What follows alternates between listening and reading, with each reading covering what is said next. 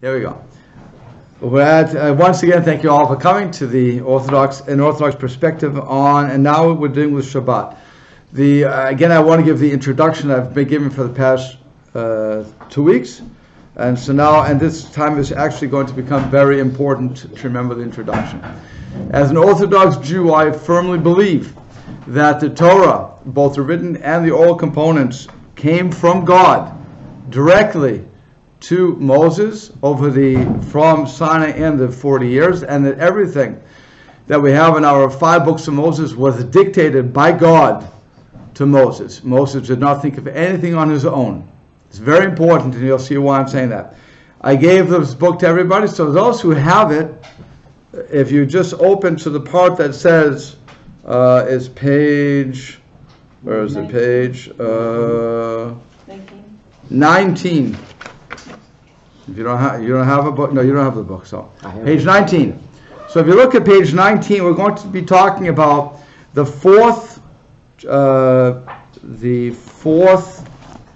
commandment, namely the commandment of the Sabbath. It comes in 2 places in the Torah. One is in the book of Exodus, and the other one is in the book of Deuteronomy.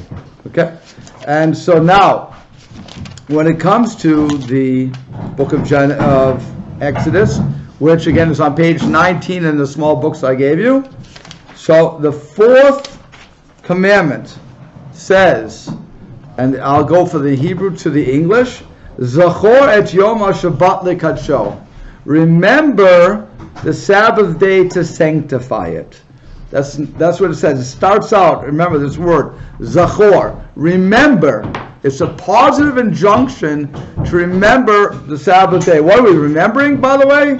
Just to run through it fairly quickly. Sheish yamim ta'avod. 6 days you will work.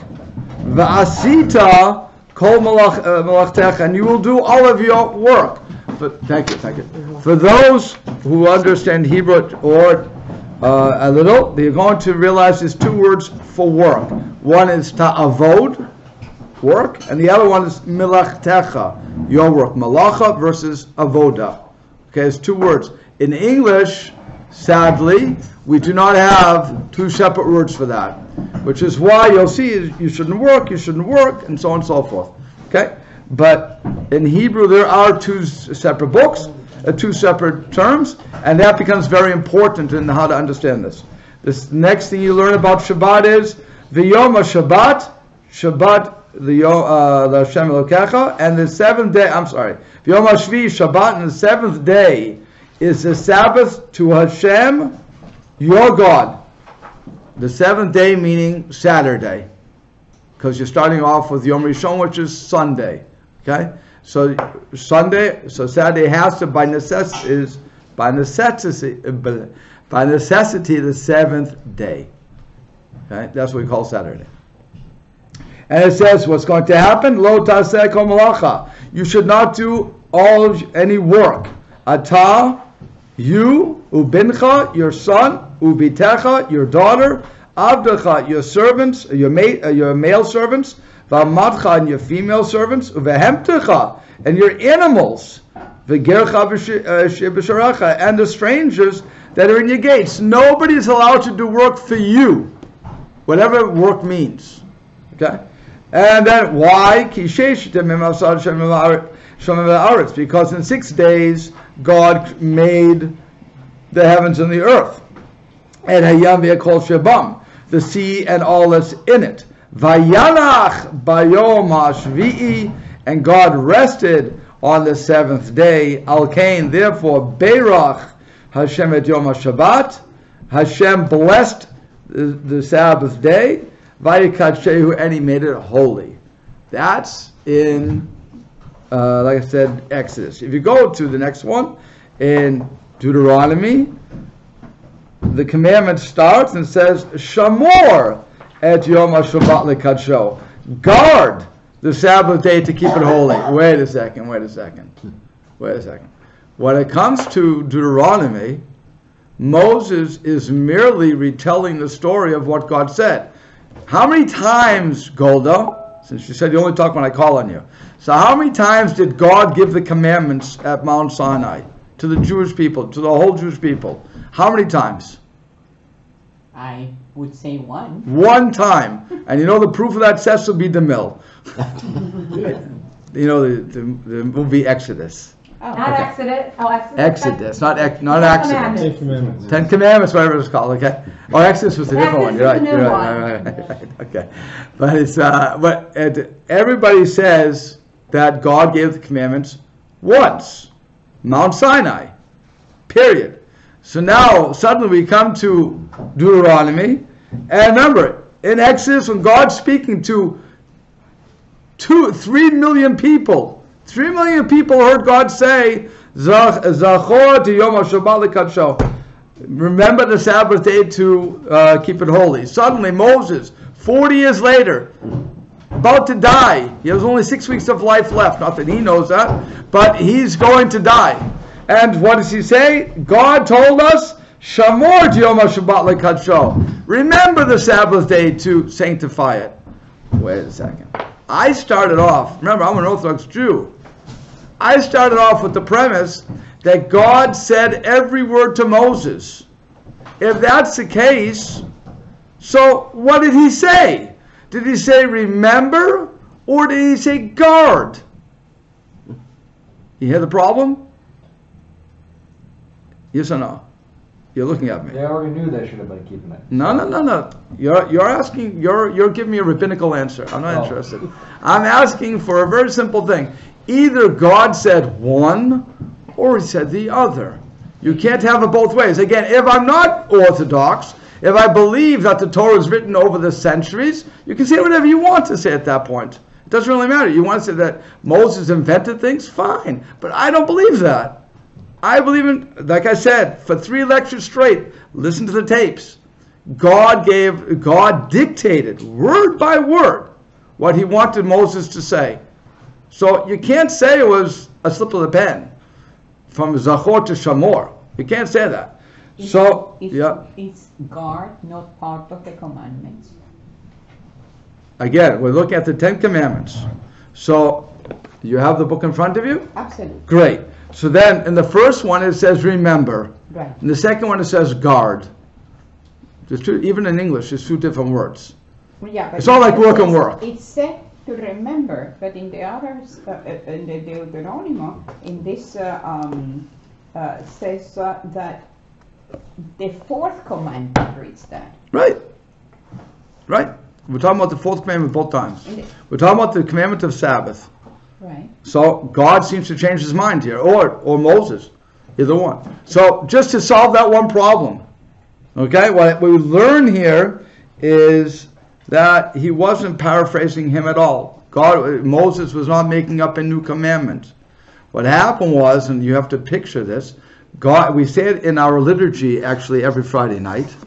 We say in the song Lecha Dodi, it says, Shamor v'zachor b'dibor achad.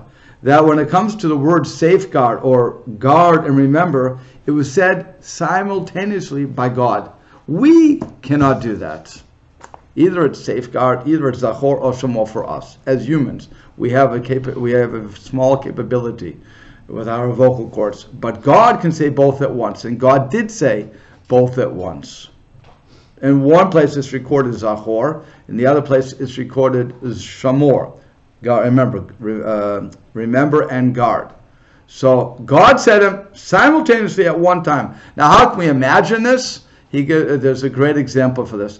I have speakers in the room, right? So now what happens is, over the speakers, I could put both words at the same time. And you would hear them simultaneously at the same time. God does not have a mouth. God makes us hear what we're going to hear. So, as it were, using that speaker, he said both at the exact same moment. At the same time, he told Moses in Exodus, write down, remember. But when it comes to Deuteronomy, for the reasons that we're not going to go into, he uses the negative, guard. And the remember is a positive, guard is a negative injunction already. Okay, but that's what's going on here. So it's not that Moses thought, I forgot what he said. It's 40 years already. It wasn't that. God told him, write down, now I want you to write Shamor. Okay? Now, another thing that happens when it comes to this fourth commandment is, again, let's go through it. Shamor Yom HaShabbat L'Kadshor, guard the Sabbath day to keep it holy. Ka'ashir tzivcha Hashem Lokecha, just as Hashem, your God, commanded. Sheishet Yamim ta'avod, again 6 days you shall work. Va'asita kol malachtecha, and you will do all of your malacha, all of your work. Again, translating it as work twice. It's going to be it's a bad translation. But let's go on further. V'yom hashvi'i, the seventh day, Shabbat l'Hashem Lokecha, will be a Sabbath for Hashem your Lord. Lo ta'aseh kol malacha, you should not do any work. Ata, you, ubincha, your son, uvitecha, your daughter, v'avdecha v'matecha, your manservants, and your male and your female servants, v'shorcha v'chol morcha, your oxen and your donkeys, v'chol behemtecha, and all of your animals, v'gercha v'shibisharecha, and the strangers that are in your gates. Why? Lama'an yanuach abdecha v'marcha kamocha, in order that your male and female servants should dress like you. We're changing a lot of stuff in this commandment. Let's understand that, okay? V'zacharta, and you remember, ki eved hayita be'eretz Yisrael, that you were a servant in the land of Egypt. V'yotziacha Hashem lokechem yisham, and Hashem took you out from there. Biyad chazakah, with a strong hand of his an outstretched arm. Al kain, therefore, Sivcha Hashem lokecha, Hashem has commanded you, la'asot et Yom HaShabbat, to make this the Sabbath day. So in one hand, we're told the reason for the Sabbath is because God created the world in 6 days, and he rested, whatever that means.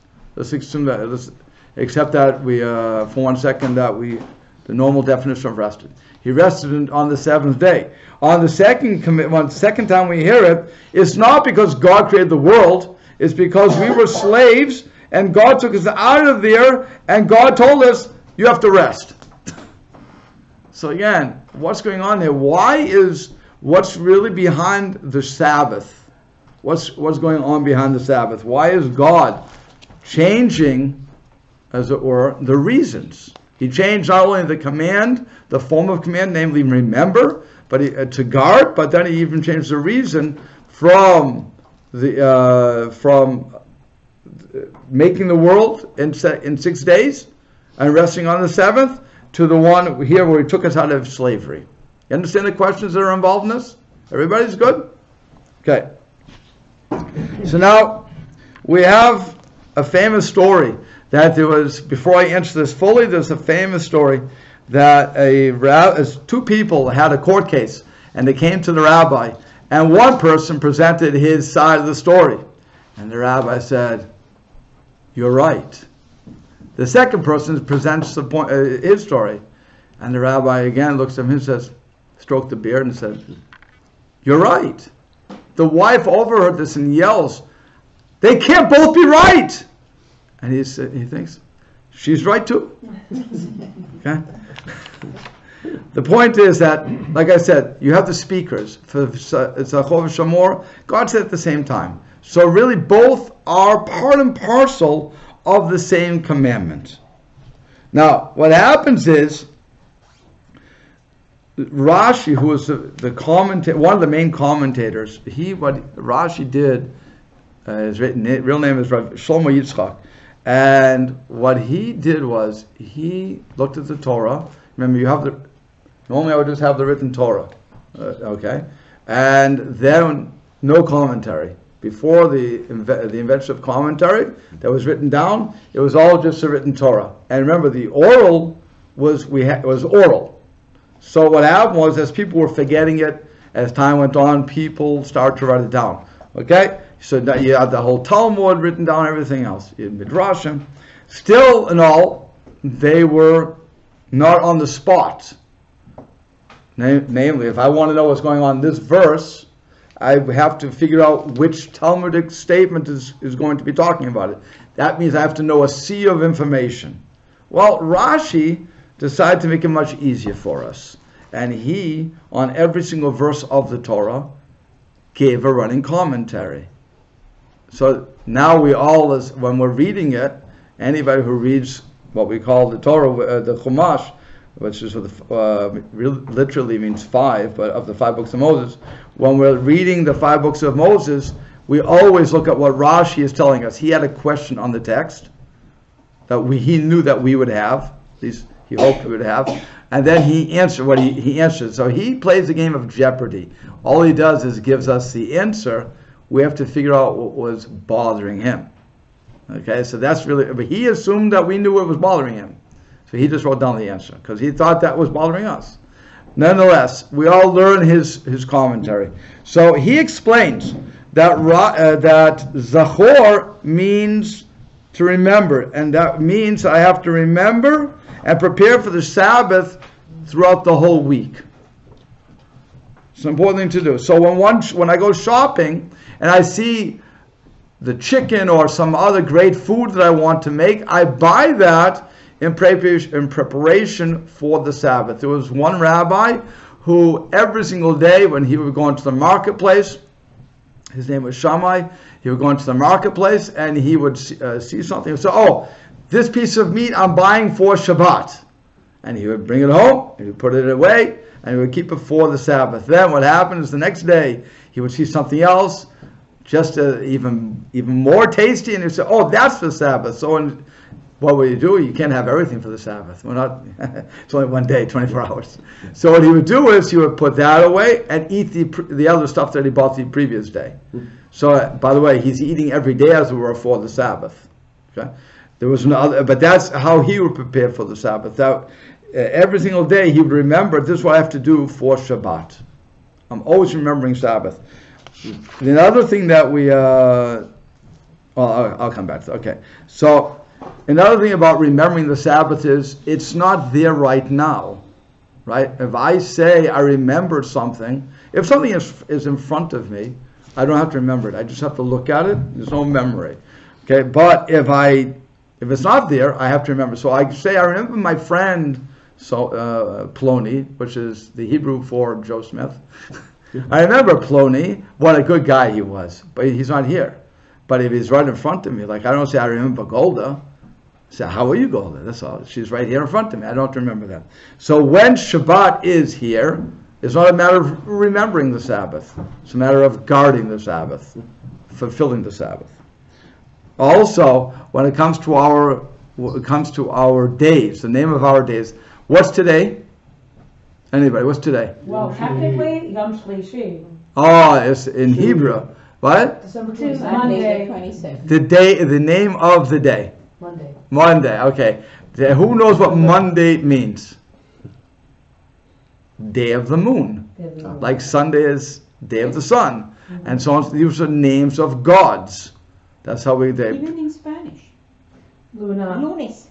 Okay, there you go. Yeah. Lunes. So in Hebrew though, it's Yom Rishon, first day, Yom Sheni, Yom Shlishi. It's all going up till we get to finally Shabbat. And that's why in our prayers we say this is the first day of the week of the Sabbath. Okay, so we're always counting towards the Sabbath. It's another way of fulfilling the positive injunction to remember the Sabbath. Zachor Yom HaShabbat Lekadsho. Do you know that in Portuguese is the same? You go segunda-feira, terça-feira, quarta-feira. They go by second, third, fourth, and the Sabbath. Good.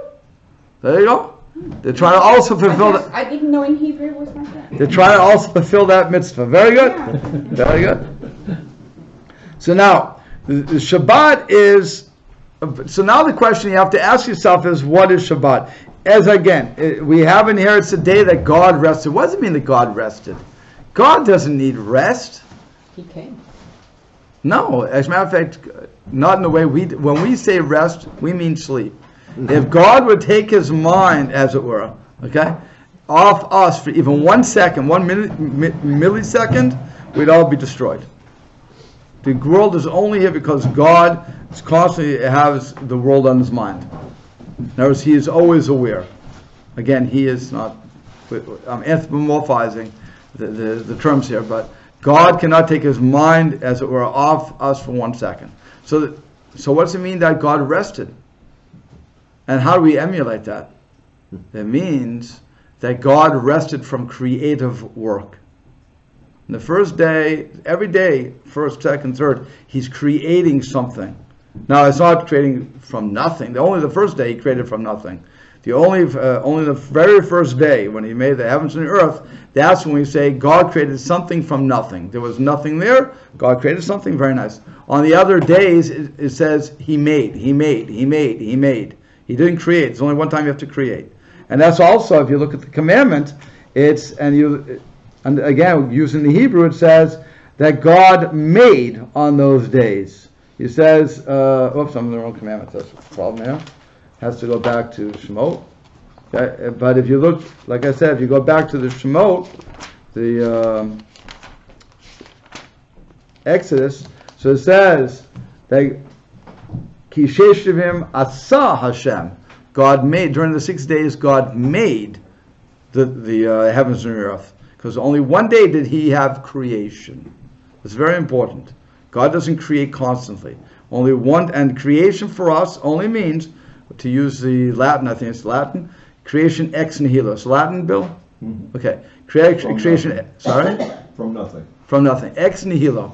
That's the only one time that God does it. The rest of the time, God's using pre-existing, what he made. So now I can use that material. And it says actually, not that this is part of the glass, but I'm going to give it to you anyway. But it's on the first second of creation, when God creates ex nihilo, something from nothing.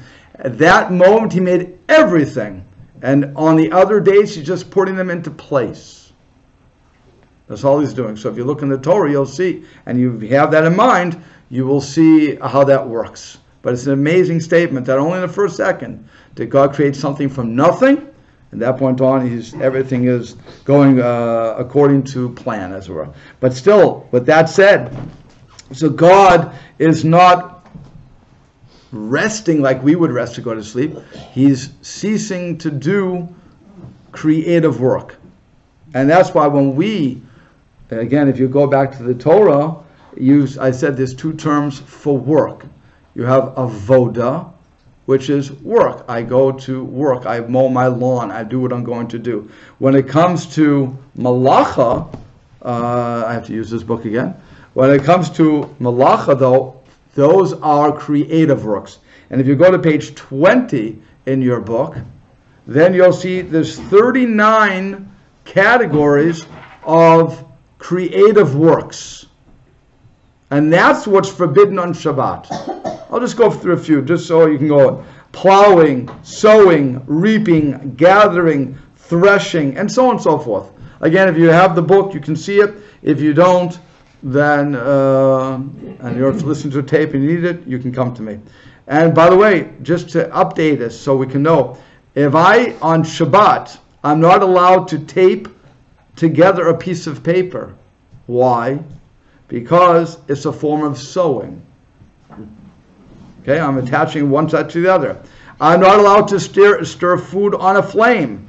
That's a form of baking. I'm not allowed to arrange a flower bouquet, because that is a form of gathering or sheaf making.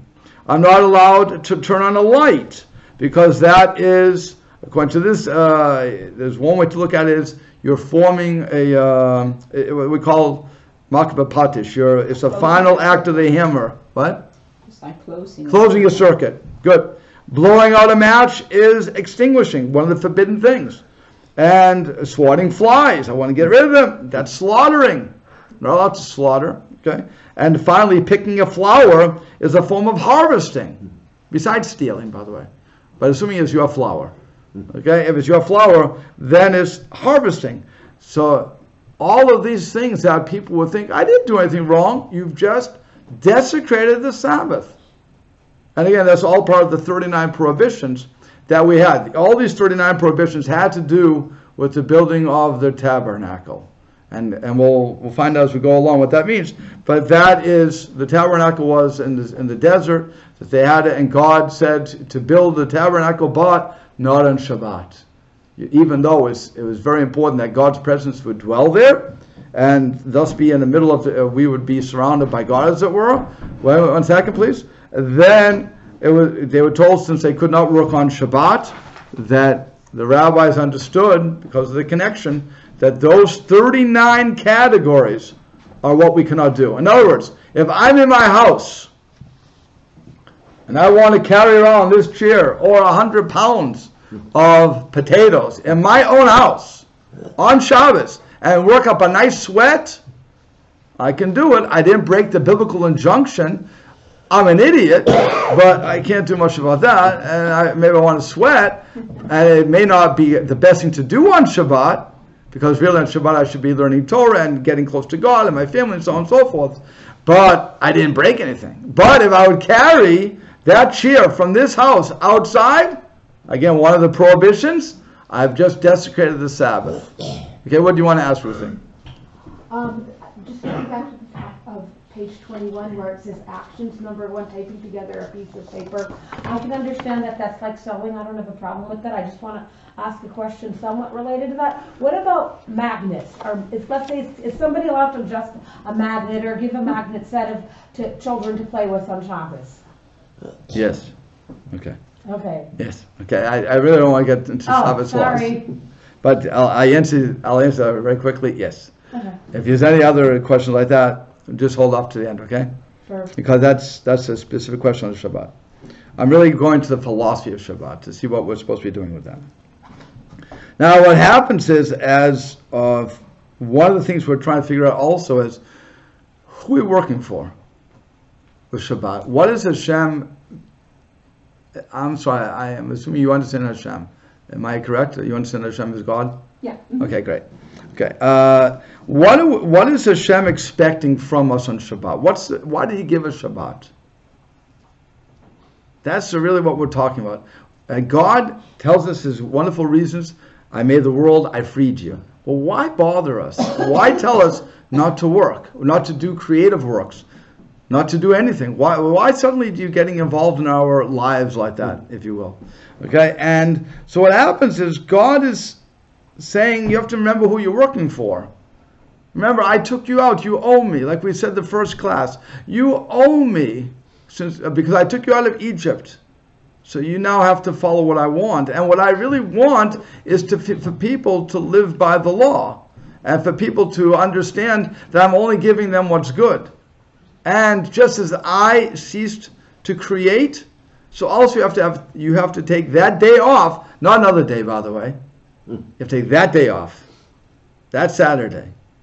And you have to take that day, which I made holy. I sanctified it. I God, sanctified it. So therefore, you must do it. You can't say, Saturday's a really great business day. I don't know. I can't take it off. I have to go to the mall, whatever it is, all the day. Let me take Monday off, Tuesday. Wednesday is hump day. Who cares? No, the answer is no. God told us we have to take off Saturday.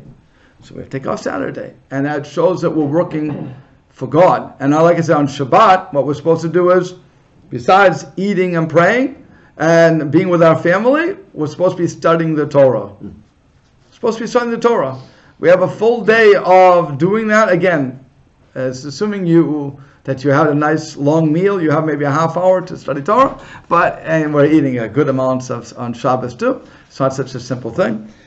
But we're also relaxing. But that's really what happens. God created us. He created us from the dust, and yet we have the soul from Him. There's a partnership within us. That partnership, that soul that we have, that everybody has to reattach itself. And if we're just going to keep working and working and working, we can't reattach. Okay, that's the special thing that God told to the Jews. Okay? So now, okay, I did that. Great. So I'm flying through this. I have to figure out where I am right now. So now So now we have a question on the business. In other words, like I said, people always want to they always say that, like I said, there's It's a very busy day. So let's say you start out with a small business, okay? And you're successful and it's growing and growing and growing. It gets bigger and bigger. And now you don't make it home for supper anymore. What's the reason? I said this to my son. My kids must hate me after a while, but I always ask them these questions. I asked my kid, would you be happy would you rather have me home every night, or would you rather have a lot of money in the bank?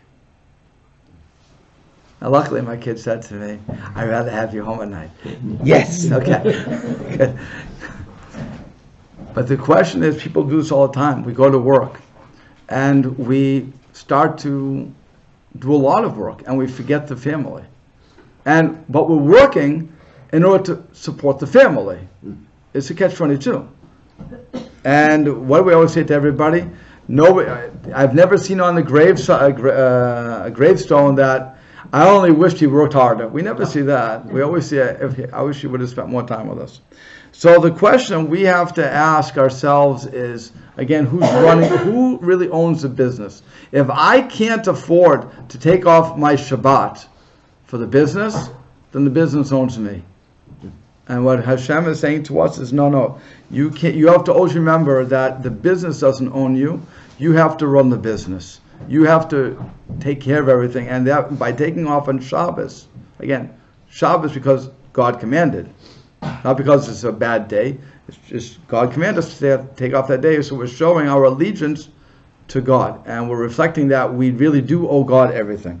So you have an artist. What does an artist do? You ever watch an artist? An artist will paint very close and then step away. If you ever watch Ruthie when she's crocheting, what? Knitting. Excuse me. Sorry. Knitting. I've noticed every once in a while when I look, she's normally knitting like this, doesn't look. Then every once in a while she'll look at it and figure out, do I make a scarf or do I make a sweater? Okay. But you'll look at it and you'll wonder, okay, I have to do this and so on and so forth, right? That's a normal thing. If you have my sister's an artist, what she'll do is she'll paint, and every once in a while she'll walk away to see the total picture of what she's doing. Again, Shabbat forces us to reflect on what we've done. We have a whole week. This doesn't mean on Shabbat I should take off and say, oh, I have to do this and this and this and this. No, you don't do that. On Shabbat, it's interesting. It says in the Torah that we have to see our work as if it was done. This is not the day to review your work. It's a day to step back and look at the world as it were. What have I accomplished spiritually? That's really what it is. I walk away from my job. I walk away from everything. That's already done. I'm already through with my earthly things. God said I have to work on the 6 days, but on the 7th I have to rest. On the 7th I have to reflect. And that's why we do it. That's why we're with our families. You don't, for people who aren't initiated, we don't pick up the telephone. We don't get in our car. There's not a day to say, okay, I went to the synagogue, now I'm going to go to the car, go to the mall, get my hair done, go to the opera. None of that. Telephone rings, who cares? The lights don't work right, even though we put them on timers these days. Who cares? It's all sit in the dark. It doesn't matter. Not pitch dark, because that would not be a nice Shabbat. Or the lights stay on the whole day. So who cares? This is all what God wanted. We don't cook that day. It's all pre-cooked. Everything is done for us. Well, everything our wives already did, or we as the cooks did. Somebody cooked, so that we come in, we're totally relaxed on Shabbat. And we don't worry about the outside world. I don't care if my car starts or not, because I'm not getting in there. Nobody's going to start my car. It's in order to understand the day, you really have to experience it. I can't say it differently than that. And you have to experience it more than once, by the way. Because the first time, if you never experience it and you go into Shabbos and you follow all the rules, you think, this is crazy. Why would people live like this? Okay, that's truly what would happen. As you go on with it, and you do 3-4 weeks of it, then you think to yourself, how did I ever get along without this? This is so beautiful. I remember that I was walking with a young lady, and women always like to wear their pocketbook. They have the long straps, right? Long straps, you put it on your shoulder. The purse? The purse. Purse, I'm sorry, purse. In our age, we call Okay. it pocketbook. They put her on the, what? I said in our age generation, we call Purse, it pocketbook, I forget what they call it. Okay. But it's over the shoulder. So she told me before she kept Shabbos, she always, there was like part of the uniform, you had to put the purse on. Okay. And as a result, she would walk like this. Because this is heavy, she said. And when it came to Shabbos, and she realized, oh, she can walk normal again. It was so interesting to her. And she said to me, I don't know how I ever got away. I don't know why I would never have done this from the beginning. It's so beautiful. I don't have to deal with anything. And again, it is very interesting when I don't carry my cell phone. There's no connection like that. I'm not listening to the news. I'm not watching TV. There's no computer on to bother me. When I'm here and there's a computer on, the telephone's going, I have a cell phone and a computer and this cell phone, and then the other phone plus my internet and all these stupid things that beep, beep, beep. You're going nuts after a while. I say, how much time do you need of this? Suddenly Shabbos comes, it's all gone. You don't deal with it anymore. Again, if you don't experience it, you're not going to get what I'm saying. But it's such a relaxing situation once you go through. And you'll say, how could I ever have not done this before? And that's what we're trying to say, that you have to, it's what God gave us. And when we do that, we get closer to Hashem. Now, there's one story that you'll appreciate. It's a person who was carrying, it was a poor Jew. It's back in, in Russia. So it's a poor Jew was carrying a heavy load on his way to the next town. And what happens? Another Jew who's wealthy in a wagon, he comes and he says, hey, why don't you come in the wagon and I'll take you to your place. You look tired. And the guy says, oh, thank you so much. He comes, remember he has the thing on his shoulder. He comes, he sits in the wagon and he leaves the stuff on the shoulder. And the rich guy looks at him and says, why don't you just put it down? Put it down, it's all right. She said, no, I can't do that. You're such a nice guy. You brought me in the carriage, but I can't put this down because it'll make the horse work harder. The guy looked at him and said, my friend, the carriage goes regardless of how it's going. You can put that, you don't have to hold it, you can put it down because the weight's already here. So God says to us the same thing basically. We think that we have to help God out, support us. And God's saying, no. You did what you had to do for 6 days. Don't worry. Rely upon me. I'll hold you for the 7th day, and we can relax together. That sort of story is how we have to see ourselves going through this. God will take us through. You also have another great story, and I think I'm running out of time. Okay. You also have another great story that said, this came actually, Tolstoy took this, but it comes from a midrash. Actually, it comes from midrash. So you have a landowner, he wanted to offer his servant a gift. And he says, the time has come for you to own your own land. Tomorrow, beginning with sunrise, you will traverse my property. Every bit of land you walk upon will be yours. However, you must return to the starting point by sundown. So it's a very simple thing. Here you have the servant who can get land.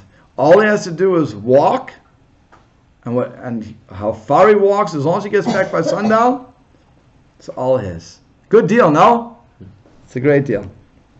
The servant had a plan. He said, I'll walk until I see the sun in the middle of the sky.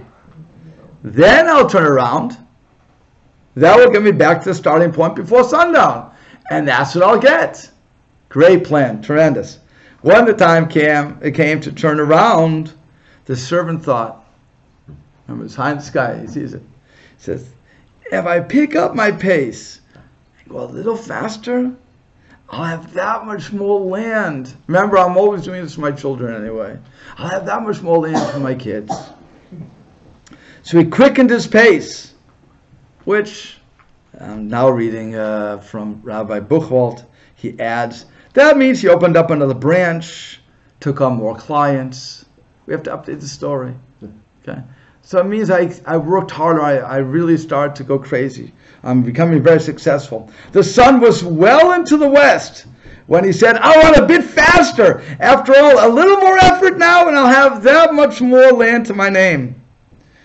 So then he says, you can add parts of this. Along the way, a child comes to him and says, and you have to know that, I think this is probably in the 70s, the 80s, please, Daddy, help me with my homework. Spend time with me. Or a friend in need might ask for help. Or a synagogue might require his help for a minyan or for community matters. And he says, eventually, I'll get to you, son. You'll know I have a good time then, don't you? Yeah. Okay, who remembers that song? Okay. And of course, when a rabbi says to him, you have to come to class, you have to learn Torah, he says, I really want to, Rabbi. I really want to come to class. And when I have time and I retire, I'll come. And when people come to ask for money, I don't have the time for money right now. Don't have the time to raise the money. Come on, I haven't erased my life. I'm in the midst of making a fortune. I need to just run and run now. And later, if I have time, when I have time in the world, so that I can do it. But Shabbos, I can't stop. I have to run. I have to get that land. With only an hour to go until sundown, the servant realizes he must turn back to make it to the starting point. Now he really has to run.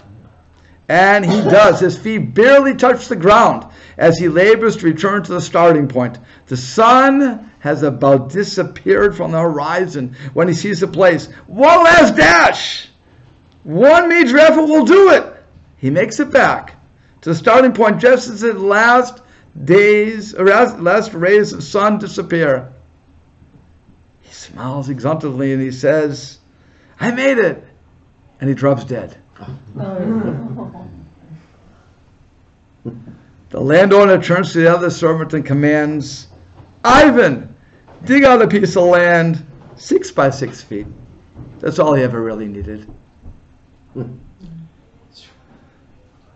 He says, remember the Sabbath day even in the middle of the week as we labor. That's the point.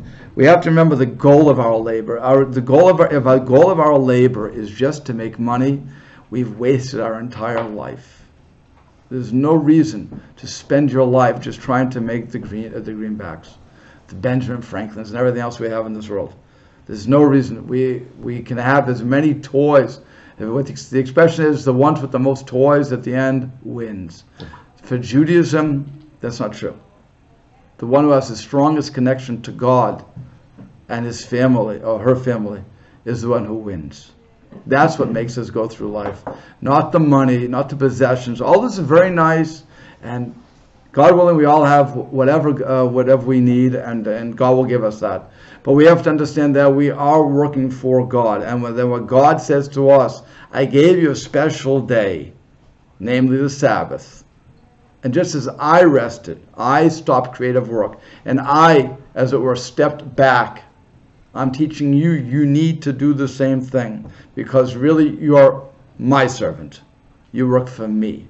And when your boss tells you to take the time off, you take the time off.